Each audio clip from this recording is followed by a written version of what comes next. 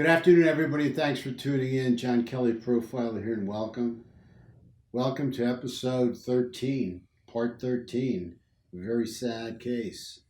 The murders of Libby and Abby Williams up in Delphi, Indiana. Again, thanks for tuning in. Really appreciate it. I've been really doing a lot of thinking about this case. And one thing that's jumping out at me is how many people are so invested and involved and really working overtime to try and identify this predator and bring him to justice. And I'll tell you, I really can't thank enough the people that are out there trying to perfect the video of Bridge Guy walking across the bridge. I mean, they're doing extraordinary work. I mean, you really have to tip your hat and give them a good attaboy. All these guys that are putting in their time trying to perfect the picture and image of Bridge Guy. I mean, they're not getting paid for this. And they're working harder and harder all the time, and they're getting results. It's getting better and better all the time. So what we've decided to do is we're going to give you guys a shout out every time you come up with something new, something we like. We're going to give you a shout out. You've worked extremely hard. And this week we want to shout out to Roostar. That's Roostar. And we'll have a link on there somewhere. You'll find it. Or else it might be right on the video. I'll leave that up to the producer. And the other person we want to give a major shout out to is Tales of the Blue-Eyed Indian. Okay, these are two individuals that have produced some very good visual imaging, or should I say, cleaning up the imaging of Bridge Guy coming across the bridge. He's probably already been identified by your great work and all the great tips that all of our subscribers and viewers have called in. I have no doubt in my mind. I mean, it's any day as far as I'm concerned.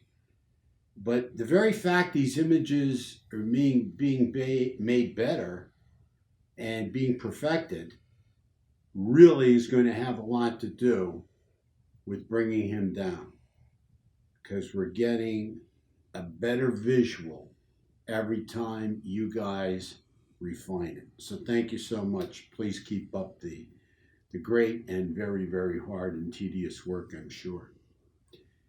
The reason I called today's video Thief of Hearts is because, as I was thinking about this guy, and I have an overactive mind that is always analyzing and looking and thinking when we're after somebody like this, because let's face it, I mean, eventually he'll kill again and some little girl will lose her life. So it's very important for us to get him off the street as soon as possible. So I have to kind of backdoor it and look at it and say, you're not only a killer, you're a thief. And that's why I call it Thief of Hearts, because this guy has stolen their lives. He has killed them. He has stolen their lives. So if he has stolen their lives, what else has he stolen? Can we possibly get a better understanding and look at this guy if we also look at where he's been and what he's done before? Because if he's willing to steal two lives, what else again has he stolen? He's just like so many others of his kind. If you look at most of these guys that are out there, and I'm talking pretty much all of them, you will find they have larceny in their hearts and they have been involved in theft in one form or another. With this guy, I'm looking at him, and we've even gotten some comments from some of our great viewers out there is talking about poaching. Is this guy, have a prior for poaching? Because we can catch him through his priors too. Does he have a prior for hunting on a season? Does he have a prior for trespassing? Does he have a prior for breaking an injury that was pleaded down to trespassing? Does he have a prior for, being a peeping Tom, being a voyeur, looking in windows, but it was pleaded down to trespassing? Is this guy a major shoplifter? Does he have that? Does he have priors for shoplifting, for theft of any kind? And he resembles the sketches and the great images that are being perfected and refined by the great people out there doing all this hard, tedious work.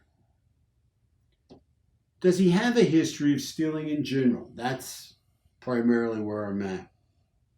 Yeah, I believe there's a history of molesting young girls, but I believe it's a history and it doesn't have to be a legal history. I believe it can be kept under wraps, the big secret of the family or the house.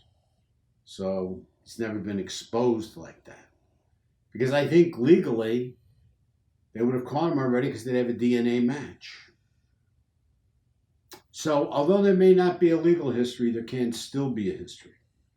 At this point, I just want to thank you all. Thank you all for your subscriptions. Thank you all for your comments. As you can see, they're very helpful. We try and use them.